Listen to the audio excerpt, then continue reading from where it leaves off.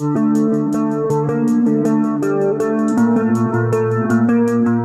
کی ایک مشہور آیت ہمیں ملتی ہے کہ لا تقنطوا من رحمت اللہ، کہ اللہ کی رحمت سے مایوس نہ ہوں.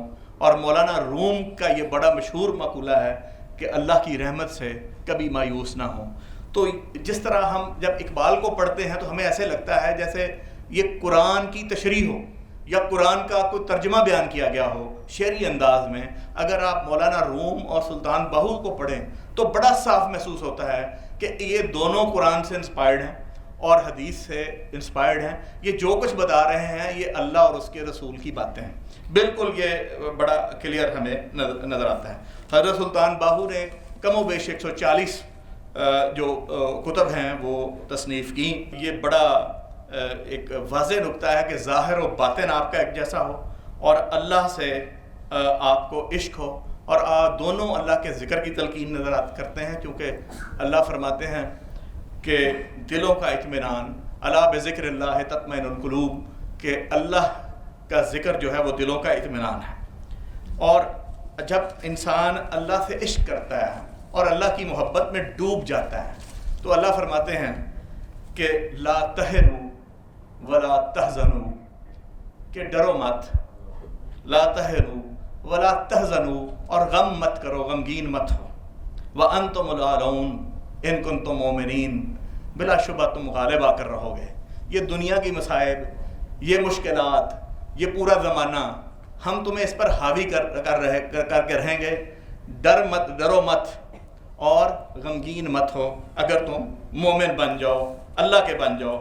اور دوسری جگہ اللہ فرماتے ہیں کہ ان الذین قالوا ربنا اللہ ثم استقاموا تتنزل علیہم الملائکہ اللہ تخافوا ولا تحزنوا وابشروا بالجنۃ التی کنتم توعدون، کہ یہ وہ لوگ ہیں جنہوں نے کہا کہ اللہ ہمارا رب ہے، سب لا حول ولا قوت الا باللہ، کہ ہر قسم کے نفع اور نقصان کا مالک اللہ ہے، اور پھر اس پر جم گئے، پھر اس پر ڈٹ گئے اور مرتے دم تک اس کے اوپر قائم رہے، تو ہم ان پر فرشتے نازل کرتے ہیں. اور وہ فرشتے انہیں کیا کہتے ہیں؟ وہ انہیں کہتے ہیں کہ غمزدہ مت ہو، غمگین مت ہو، ہم تمہیں لے کے جا رہے ہیں، ہم تمہیں بشارت دے رہے ہیں ان جنتوں کی جن میں تم ہمیشہ رہو گے. تو یہ دونوں جو ہستیاں ہیں مجھے ان میں یہ بات بدرجہ اتم نظر آئی. اگر آپ رومی کو پڑھ لیں، اگر آپ باہو کو پڑھ لیں، تو دونوں کے ہاں یہ آپ کو اسی قسم کے لوگ ملیں گے. دونوں کی جو جدوجہد ہے اس کا مقصد یہ ہے کہ انسانیت کو اللہ کے ساتھ جوڑا جائے، اللہ کی غلامی میں دیا جائے، اللہ کی اطاعت میں دیا جائے.